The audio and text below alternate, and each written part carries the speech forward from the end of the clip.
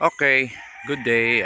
Nandito tayo sa ating bagong cord area, no? At syempre, ang TP natin is fiber cement na corrugated, no? So, usually may PVC dito to connect each other, no? And syempre, alam naman natin, automatic madulas yung PVC. So, tama naman na pag dumapo yung manok dito, dudulas at baka masira yung paa.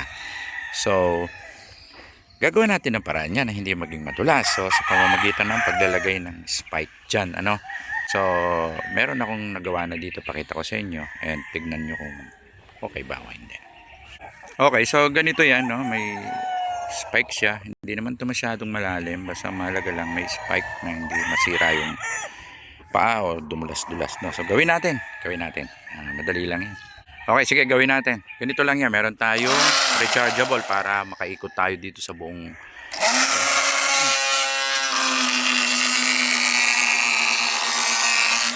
yan masyadong malalim.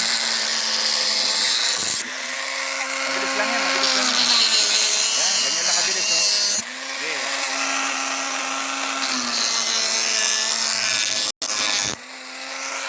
Tapos, lalagyan na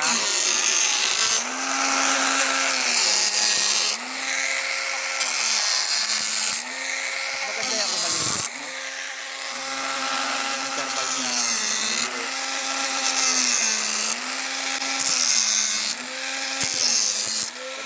Dagdagan natin para medyo wala talagang dulas.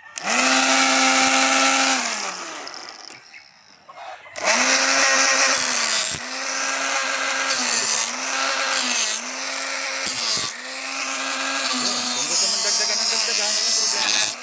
Okay. Tingnan natin yung finished product. Ayan o. So, kung aapak ang manok dito, talagang hindi na yan madulas.